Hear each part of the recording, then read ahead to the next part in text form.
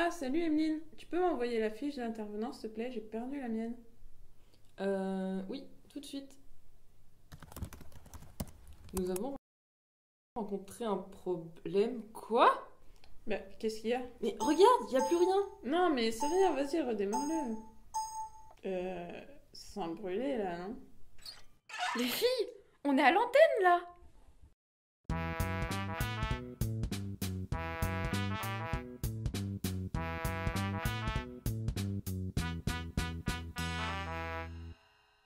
Chers auditeurs, aujourd'hui je suis en compagnie de Madame Amandine Fournier. Cette émission vous est présentée par Emeline, Léa et moi-même, toutes trois étudiantes en agronomie au lycée du Valentin. On se retrouve pour un nouvel épisode de Consom'Acteur. Et aujourd'hui, posons-nous la question, pourquoi j'achète toujours la même chose? On va parler plus précisément de la surconsommation électronique et avec ça, de l'obsolescence programmée. Mais qu'est-ce que c'est? Alors, c'est une très bonne question. Et d'après Brooke Stevens, donc c'est un designer industriel américain, l'obsolescence programmée, c'est le fait d'inculquer à l'acheteur le désir de posséder quelque chose d'un peu plus récent, un peu meilleur et un peu plus tôt que nécessaire. C'est donc un phénomène qui est lié à la surconsommation et à nos habitudes de consommation. C'est vraiment un sujet qui a fait débat pendant de nombreuses années et aujourd'hui il y a des lois qui existent. Elles sont censées être assez dissuasives, 300 000 euros d'amende suivies de 2 ans d'emprisonnement, ce qui n'est clairement pas à la portée de tous. Et pourtant c'est un phénomène qui existe toujours et il est de plus en plus déguisé ou simplement inconnu du consommateur.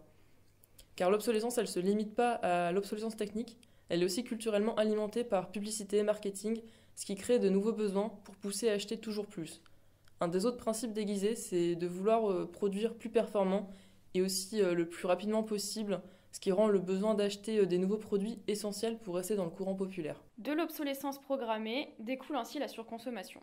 Aujourd'hui, ça pose énormément de problèmes au niveau de l'environnement, avec tout le gaspillage que cela engendre. Il faut savoir que chaque année, c'est environ 573 kg de déchets qui sont produits par personne.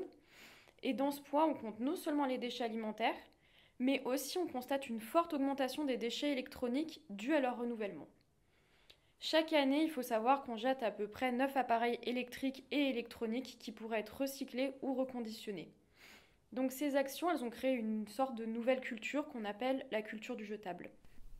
Ne soyons pas défaitistes, des solutions existent. Par exemple, si on prend Electrodépôt, leur objectif c'est d'inciter les clients à réparer leurs appareils au lieu de les remplacer par du neuf. Donc ça veut dire qu'ils vont proposer des services d'autoréparation, donc que le client pourra réparer lui-même son bien, et ainsi ça va développer des relations clientèle à long terme. C'est comme ça qu'il a expliqué Stéphane Bello, donc qui est le directeur de la transition écologique chez Electrodépôt. Il dit un client qui aura réussi à prolonger la durée de vie de son produit sera plus enclin à revenir et à en parler autour de lui. Donc il faut apprendre à perdre quelques ventes pour gagner des clients à long terme. Le recyclage, c'est aussi une solution qui est à prendre en compte, parce que c'est vrai qu'aujourd'hui la population elle est encline à jeter, parce que c'est simple, rapide et efficace, mais l'impact sur l'environnement est non négligeable.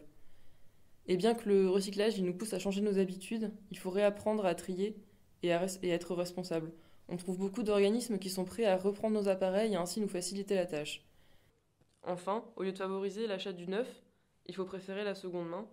Par exemple, il y a des sites qui vont proposer, comme Le Bon Coin, aux particuliers d'échanger ou de vendre des appareils d'occasion qui sont en bon état et à des prix abordables.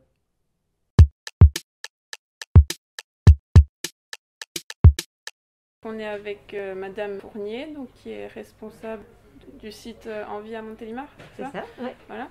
Et donc, est-ce que vous pourriez nous présenter le projet de ce site? Oui, bien sûr. Donc, alors, Envie à Montélimar, c'est un qui est national, puisqu'en fait, le groupe Envie existe en France depuis presque 40 ans maintenant et a une cinquantaine d'entreprises dans toute la France. Donc, c'est un type de structure qui est en fait affiliée entreprise d'insertion par la direction du travail, donc qui a à la fois une mission d'entreprise et une mission d'insertion. Et à travers principalement au départ la collecte et la rénovation des appareils électroménagers et qui s'est ensuite développée dernièrement principalement sur qui a en tout cas développé son activité de collecte beaucoup plus que ce qu'elle faisait auparavant, qui est donc maintenant un acteur majeur de la collecte de ce qu'on appelle donc les déchets d'équipements électriques et électroniques, dont font partie l'électroménager, mais on peut aussi trouver tout ce qu'on appelle le petit électroménager, les écrans de télévision. Et voilà, le groupe Envie aujourd'hui en France gère tous ces types d'appareils et est implanté presque partout en France. Il le manquait à Montélimar, donc nous voilà. Donc vous dites que c'est très étendu, et donc la raison de ce déploiement, on va dire, c'est parce que c'est quelque chose qui plaît, quelque chose qui marche. Par exemple, le public il va être intéressé par le fait d'apporter son électroménager pour qu'il soit récupéré. Oui, tout à fait. Surtout ces 2 dernières années, il y a eu une explosion vraiment des chiffres d'affaires de vente des différents Envies et surtout du type de clients qui se présentaient chez Envie, puisque du coup, donc, pour être un petit peu plus clair, le rôle d'Envie aujourd'hui, c'est à travers des activités de collecte et de rénovation d'électroménager, donc de permettre à des personnes de se réinsérer dans l'emploi. Et l'activité support, c'est effectivement la collecte, donc la collecte principalement auprès des distributeurs.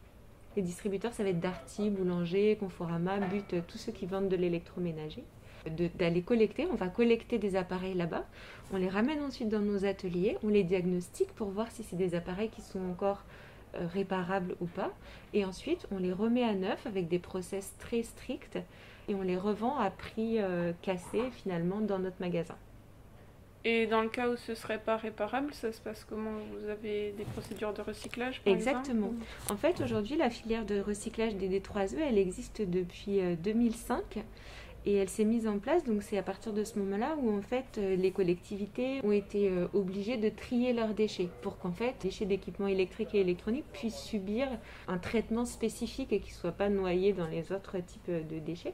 Donc depuis 2005 ça existe, mais ce qu'on constate aujourd'hui c'est que les filières de traitement, donc elles sont en place avec des opérateurs de collecte, des centres de démantèlement, des centres de dépollution.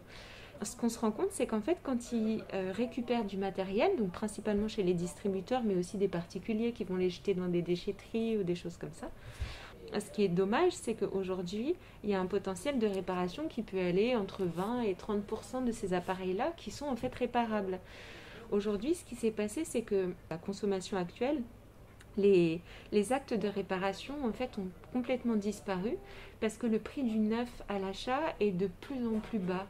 Et du coup, quand on a un problème avec son sèche-linge, sa machine à laver, et on fait demander un devis de réparation auprès d'un réparateur, déjà il y a de moins en moins de réparateurs, et ensuite souvent le prix de la réparation est un peu cher, et du coup on se pose la question, est-ce que je mets un prix là-dedans pour réparer ou est-ce que j'achète un appareil neuf? Et donc le marché de la réparation s'est écroulé. Et les gens se sont mis effectivement à racheter plutôt du neuf et à jeter leurs appareils alors qu'ils sont encore largement en état de fonctionnement si on leur apporte une petite réparation. Donc effectivement, aujourd'hui, l'idée c'est d'aller chercher du matériel. Ce qui est réparable, on le diagnostique, on le met en atelier, on le répare. Pour répondre à votre question, ce qui n'est pas réparable, du coup, on le renvoie dans la filière classique qui est en place aujourd'hui, du coup, et qui va chercher les déchets. Nous, notre but, c'est de réussir sur l'année 2022 à réduire de 60 tonnes le volume de déchets qui est envoyé dans les centres de recyclage. Puisque du coup, ça a du sens de sauver ces appareils, ça évite le gaspillage, ça évite la production de déchets, ça crée de l'emploi pour des salariés et de l'emploi un peu technique, intéressant. Et puis ça permet à des gens qui ont peu de moyens ou des gens qui veulent consommer responsable de venir consommer chez nous et acheter leurs appareils chez nous, puisque du coup c'est aussi un acte de consommation engagé, puisque ça défend un projet environnemental et un projet social. Par exemple, donc vous collectez auprès des particuliers et des filières, mais vous les prenez pour les réparer et les revendre. Mais est-ce qu'il y a la possibilité de juste faire la réparation aussi et ensuite que le particulier récupère son bien? Oui, c'est une activité qu'on souhaite développer en parallèle, qui est un tout petit peu différente puisque du coup le process n'est pas tout à fait le même. L'appareil appartient au client, on le met en atelier et puis on le restitue au client. Cette mission, en fait, vous avez raison, elle fait partie de cette grande mission globale. Et ce qu'on souhaiterait, c'est développer ça. Alors, on a fait une étude pour faire en sorte de ne pas faire de concurrence à des gens qui seraient déjà sur le secteur du dépannage. Et on s'est rendu compte qu'en fait, il n'y avait plus personne. Et on a trouvé 2 personnes là dans les alentours, mais qui sont complètement débordées de travail et du coup, pas assez de monde pour réparer. Donc, on aurait tout à fait notre place sur le marché de la réparation et du dépannage. Et la deuxième chose, c'est qu'il y a une demande, quoi. Effectivement, il y a une demande. Les gens, de plus en plus, essayent de faire réparer leur appareil. Ce qu'on va essayer, c'est de faire des prix qui soient tout à fait abordables pour justement favoriser le fait de faire de la réparation. Et pour ça, on a 2 atouts.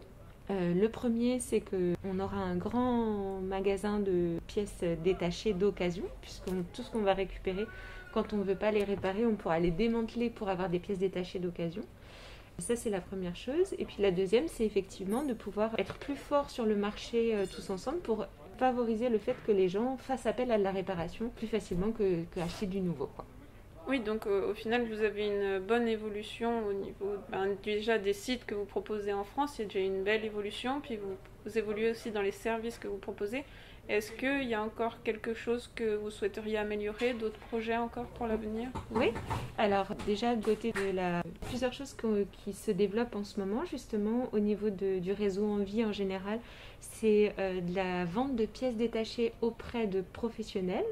Donc avec un référencement spécifique et puis une base de données qui permet aux professionnels de pouvoir s'approvisionner chez Envie en pièces détachées d'occasion. Et la deuxième chose, nous, ce qu'on voudrait faire aussi, pour l'instant, on s'est focalisé sur l'électroménager, mais ce qu'on souhaiterait, ce serait de pouvoir développer aussi tout ce qui est petit appareil ménager, donc tout ce qui est dans la cuisine, dans la salle de bain, etc., de pouvoir réparer ça aussi. Et éventuellement l'informatique et le multimédia aussi. C'est des évolutions chouettes dans les années qui viennent en tout cas. Il ne me reste plus qu'à vous remercier alors. Non, c'était intéressant. Merci.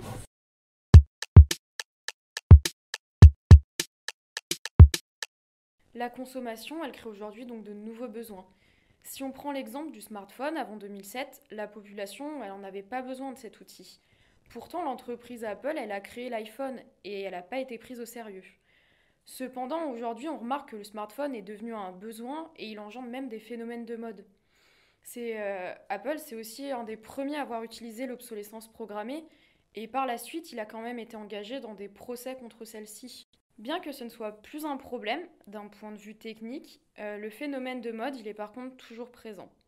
C'est d'ailleurs une des raisons nous donnant cette impression de racheter toujours la même chose. Chaque année, il faut savoir qu'un nouveau smartphone est développé. On pourrait choisir de garder nos appareils plusieurs années, leur durée de vie nous le permet, mais les phénomènes de type influenceur, publicité, nous poussent à développer ce besoin de nouveauté, de suivre le mouvement, et c'est comme ça en fait que chaque année on a l'impression de racheter la même chose.